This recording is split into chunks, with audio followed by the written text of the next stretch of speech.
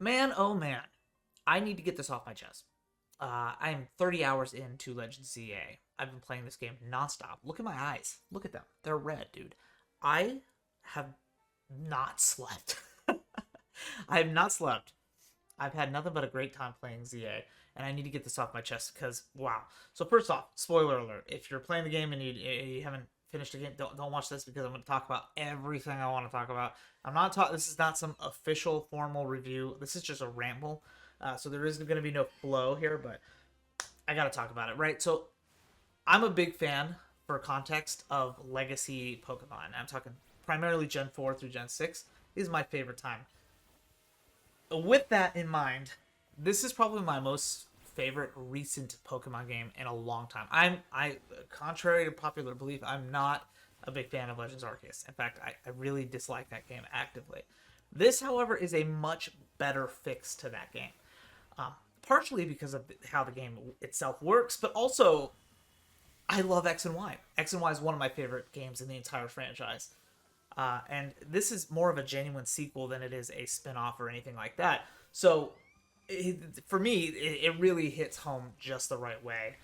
There's stuff that's like locations, soundtracks, like characters, the continuity, even like outright quotations from people are references to X and Y. And like 95% of that stuff is going to be lost on like everybody. You know what I mean? It's like there's so much stuff in there. And as somebody who's replayed X and Y, I'm not even joking, like 30 times, it's like, oh wow, that Lysander said that in X and Y, and now it's here. It's like, or locations like Cafe Soleil, or it's like, wow, these places are in X and Y, and here it's just really cool.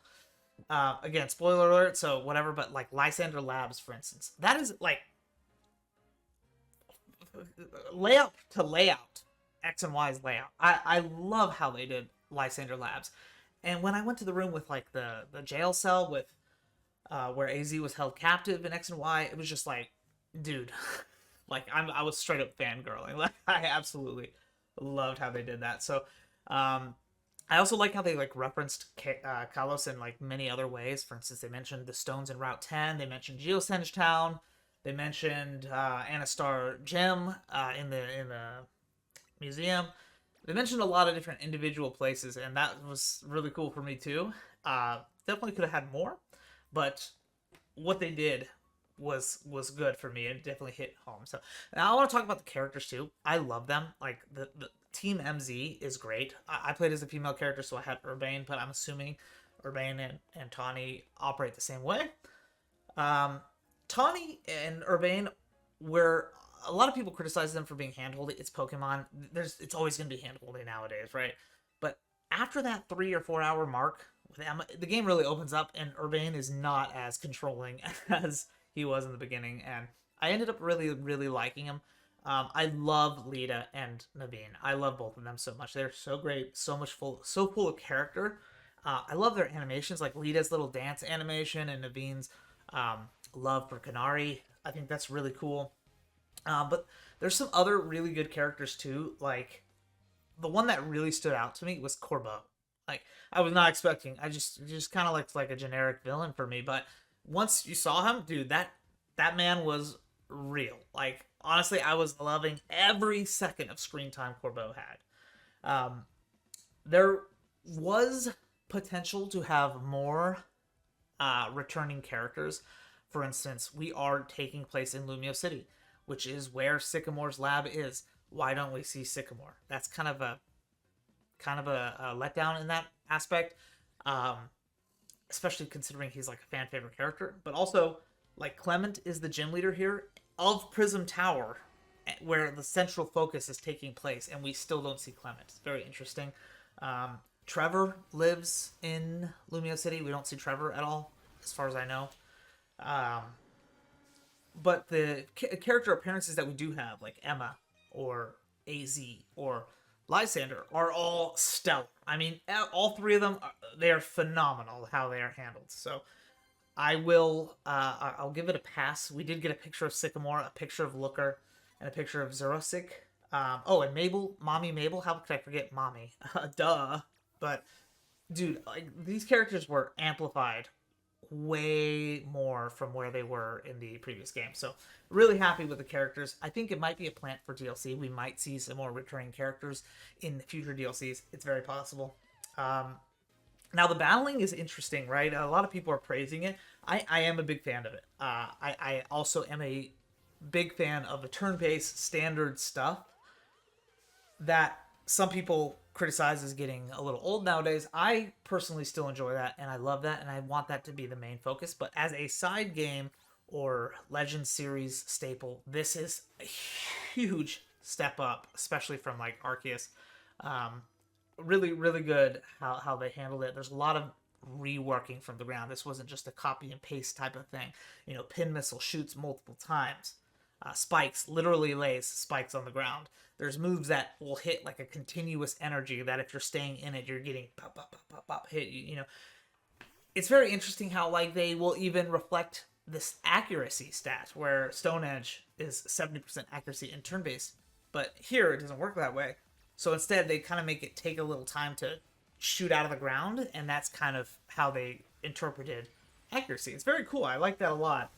It's engaging, but it is very quick too, right? So the trainer battles move too fast, and the boss battles with like the mega Pokemon and you know those move too slow in my opinion. So it's like there's not really a good middle ground. Like when I got to some pretty complex battles that I was excited for, like Grisham or Corbo or something, dude, I'm like one tapping, two tapping these Pokemon out. And yeah, maybe you one tap or two tap Pokemon in turn-based RPG, but you see them a little bit longer. The theme gets to play. You get to really enjoy it because there's not a lot of running around. But you know, in terms of the world, like I love Kalos, I love Lumio City. It's my favorite region and my favorite city. So it makes me happy to see it. And the graphics are not up to par to what other people are expecting. I'm not going to, like, look, obviously it's Pokemon, right? They should be able to afford this. But I'm going to also be honest, it's not at the top of my list of things I care about. It looks good enough for me. And that's all that matters. So, at least to me, I'm very happy. The people is what really like shines here in this game. The characters and the humans, they look fantastic. It's like kind of like a hybrid between Scarlet and Violet and Sword and Shield. It's like Scarlet and Violet had the weird face, like realistic face structures and like strands of hair hanging down. I hated that about Scarlet and Violet. Like to me, that was the ugliest game I've ever played, man. Just god ugly. And Sword and Shield is highly praised for its art style, and I will admit Sword and Shield's art style is a lot better than Scarlet and Violet's, but it's still not peak for me. This, however, is like the right balance between that, and they look great. I mean, there's so much detail to the characters, faces, costumes, movements. This is how I want it to be going onward, so I'm really happy with that. And then talking about people and their appearance, the fashion in this game is phenomenal. I mean, like, so, I mean, the clothing is one thing, right? There's so many dang options for clothing in this game. It's incredible. I was almost overwhelmed, but I found an outfit that really, like, struck a chord with me, and so I actually ended up just wearing that the entire time. I will, like, at some point in the post game, go look through it and kind of say, oh, wow, or something like that. But most of it was really great. I also love the hair customizing. Now, there's different, like, styles, and maybe not enough for some people, but I was happy with what was there, and I like the gradient color effect or the strand color effect. It's also weird there's no pink hair, which is like kind of my thing, so that was kind of hard. I had to sacrifice it for scarlet hair. But other than that, I mean, dude, the character customization was gorgeous. I mean, from earrings to purses to gloves and all sorts of. There's a lot to do, and there's so many options. I also like how they consolidated all the colors into one thing. I've been saying they should have done that since Sun and Moon, because Sun and Moon was egregious to try and customize your character on. And then I guess the last thing I want to talk about is the gameplay, which there's a lot going on, right? At any given moment, there's stuff with the side missions with Emma. There's stuff with the wild zones with Mabel. There's stuff with the Z-A Royale with Urbane or Tawny. There's stuff with the Rogue Megas, with Zygarde. There's stuff with the Rust Syndicate and Quasartico. There's like always something happening, something to do. It's a really good stuffed storyline. It's very packed. Like there were so many times playing this, I'm like, am I doing the right thing?